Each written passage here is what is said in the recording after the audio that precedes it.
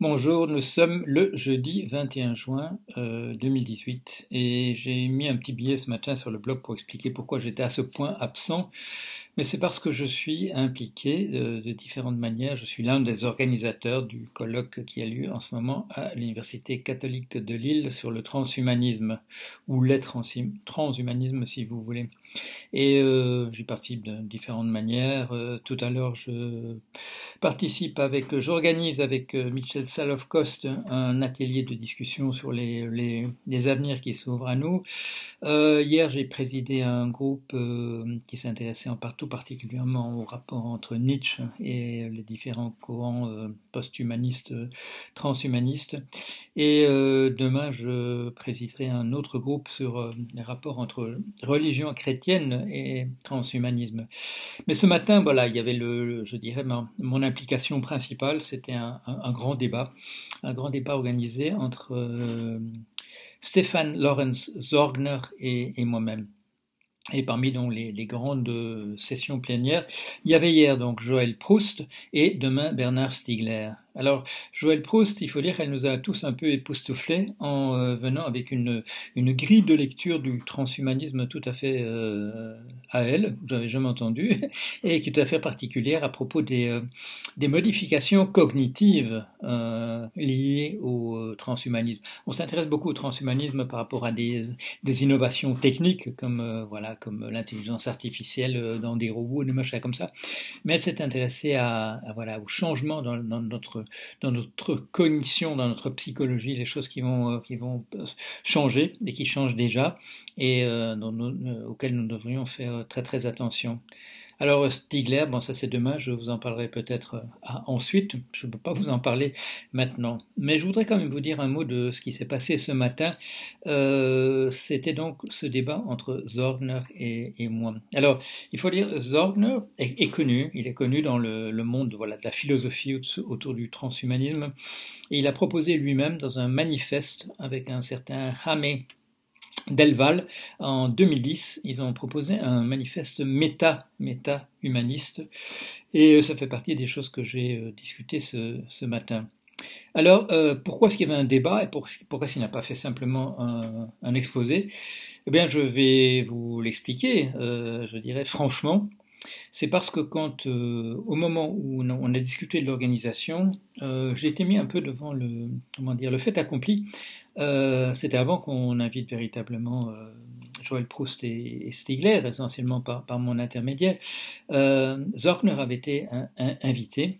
Et j'avais le sentiment qu'il n'était peut-être pas bon de faire de lui un invité d'honneur en raison des valeurs qu'il défend. Il y a en particulier une déclaration de sa part que je lui ai présentée ce matin dans la discussion, dont je lui ai demandé de confirmer si c'était bien lui qui avait dit ça et s'il assumait toujours ce qui était dit là. Et il a dit oui. Et la phrase est à peu près la suivante, je crois que je la connais par cœur. Dans la perspective de mon perspectivisme, il n'y a pas de raison de privilégier la représentation de la dignité humaine par rapport à un système comme celui d'Adolf Hitler ou de Pol Pot.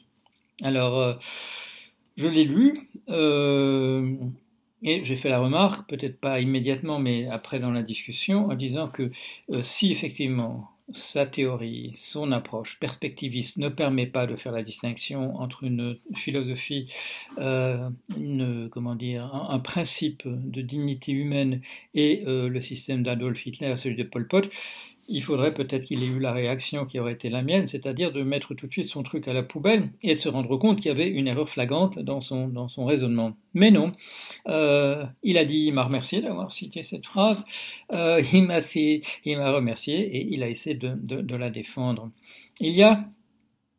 J'ai parlé au propos des idées qui défendent, j'ai utilisé l'expression française, qu'il y a un peu de la philosophie pour épater le bourgeois, c'est-à-dire d'accumuler les paradoxes, d'accumuler les phrases choquantes, essayer effectivement d'attirer l'attention en provoquant une espèce je dirais, de terreur intellectuelle devant ce qu'on dit. Alors c'est un grand jeune homme qui connaît bien la philosophie, mais est-ce qu'il faut défendre des idées de cet ordre-là qui sont, appelons les choses par leur nom, qui sont dangereuses?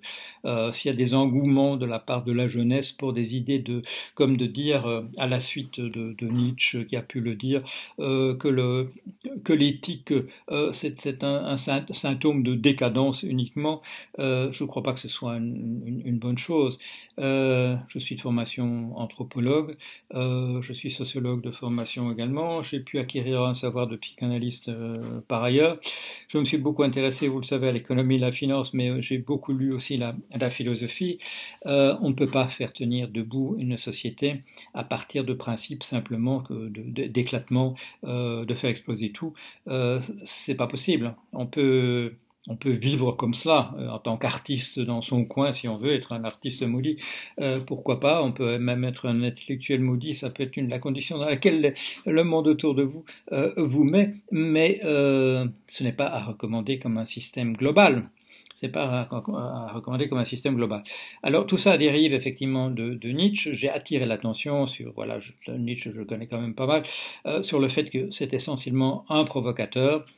Il a dit une chose comme son contraire. C'est une personne qui s'est droguée, dont la folie est probablement une conséquence de son usage massif des drogues, plutôt que d'autre chose. On l'attribuait ça à également, autrefois, surtout, on a dit qu'il a dû attraper la syphilis quand il était jeune, mais on n'a pas l'impression de son histoire que ce soit quelqu'un qui ait eu une activité sexuelle débordante, pour autant qu'il n'en ait eu aucune. Il est plus probable, d'après, il y a un très bon article de Sjöstedt que j'ai déjà cité, qui montre qu'il était un consommateur de drogue dure en quantité tout à fait considérable, qui font qu'il est relativement étonnant qu'il n'ait pas cramé son cerveau plus tôt. Alors ça, ce sont des expériences individuelles. Stefan Zweig, dans son très beau livre Le combat contre le démon, où il rassemble 3 personnages au destin similaire, où la folie guette et le suicide, Hölderlin, von Kleist et Nietzsche, parlent pour eux de démonique ou de démoniaque. J'en ai parlé l'autre jour. Ce sont des personnages qui sont pris par la folie débordante, celle de l'identification au volcan. J'en ai parlé dans une vidéo précédente. Mais on ne peut pas construire une société, on ne peut pas faire à partir de là une société dans laquelle il ne faudrait pas mettre des agents de police à tous les coins de rue, non pas nécessairement pour arrêter les gens qui le font, mais pour les protéger contre eux-mêmes, pour les protéger surtout contre eux-mêmes. Or, nous vivons dans un monde... je le signalais ce matin, j'ai fait une grande balade, comme je fais toujours pour aller jusqu'à Lakatou, d'une demi-heure. Je n'ai rencontré aucun agent de police et en général, je n'en rencontre pas. Nous pouvons, grâce à la morale, grâce au fait que nous avons un social intériorisé, grâce au fait que nous faisons preuve de cette philia dont parlait Aristote, cette bonne volonté que nous mettons tous à vivre dans la vie quotidienne et à faire que les choses marchent et à pas rendre la vie impossible à tout le monde, il faut qu'un cadre comme celui-là existe. Alors, j'ai ma théorie, elle n'est pas ni sceptique ni relativiste, mais j'insiste sur le fait, je l'ai rappelé, qu'une morale ou une éthique correspond à un certain type de société. On n'est pas obligé d'avoir exactement la même si on est une troupe de chasseurs-cueilleurs où il y a un maximum de 25 personnes, ou si on habite Shanghai où il y a 25 millions d'habitants. Il y a des systèmes qui sont adaptés aux uns aux autres, mais c'est toujours des morales, c'est toujours de dire on ne fait pas ceci, on peut faire cela. Ça vient compléter des systèmes légaux. Mais on ne veut pas que la société fonctionne uniquement sur une activité de police, sur des tribunaux et sur des gens qu'on met en prison. Ce sont des palliatifs, ça. C'est des choses en plus. C'est pour ceux qui comprennent pas. C'est pour ceux qui comprennent pas du tout ce que c'est qu'une morale quotidienne. Ou alors ceux qui ont décidé de jouer contre le fait de profiter du fait que la plupart des gens, bon, sont des gens qui se croient les uns les autres, qui sont honnêtes et ainsi de suite, et de tirer parti de ça pour avoir une conduite à rebrousse-poil où on va exploiter je dirais, la bonne volonté des autres. Alors il faut qu'on arrête ces gens-là et qu'on leur explique au moins que voilà que ça va pas dans l'ensemble. Mais défendre comme le fait Zorgner et mon désir, c'était pas de le décrédibiliser, c'était de contrer ses arguments. Mais j'ai l'impression que la discussion qui a eu lieu ensuite, involontairement de ma part, je lui avais pas nécessairement tendu des pièges, mais je crois que par les arguments qu'il a donnés par la suite, je crois qu'il s'est décrédibilisé.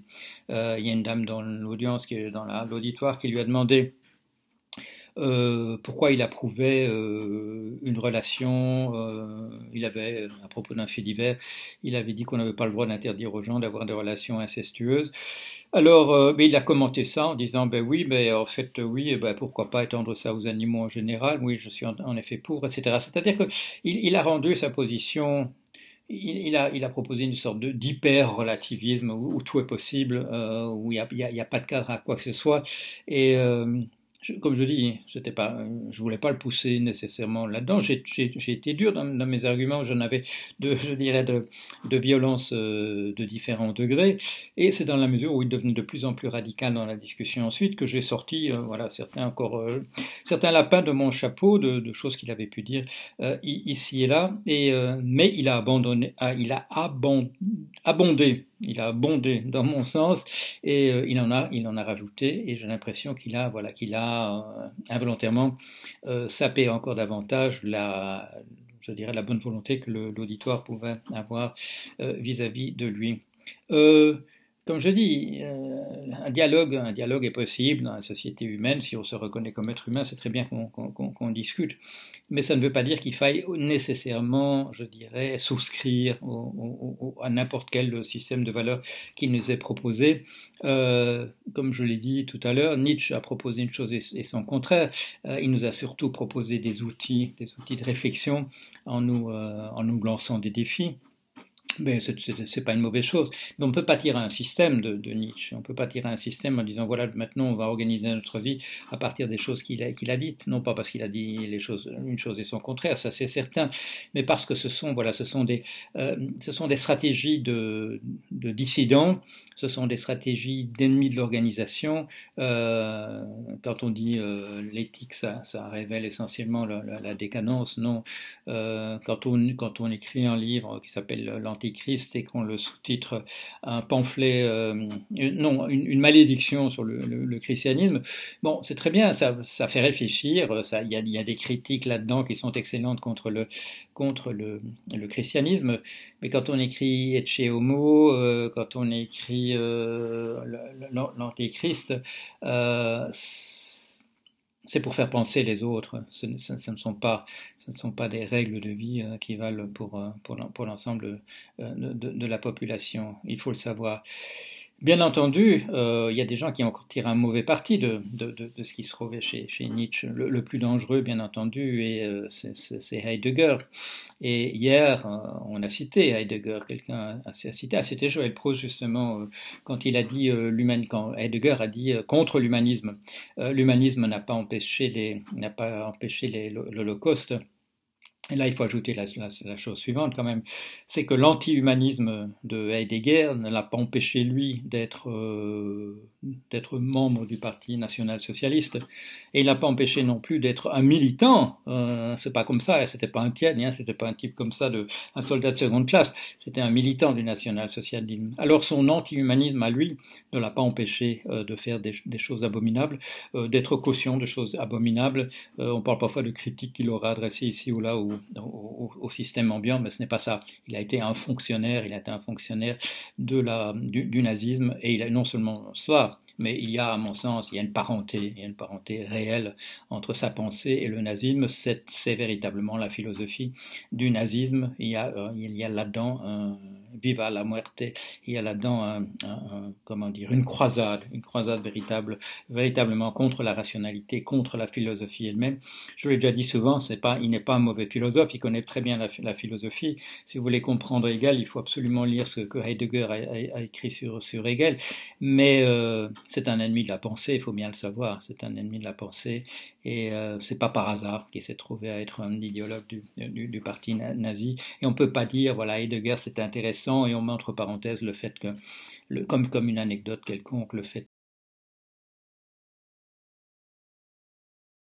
philosophie qui est en conformité totale avec les idées de ce mouvement.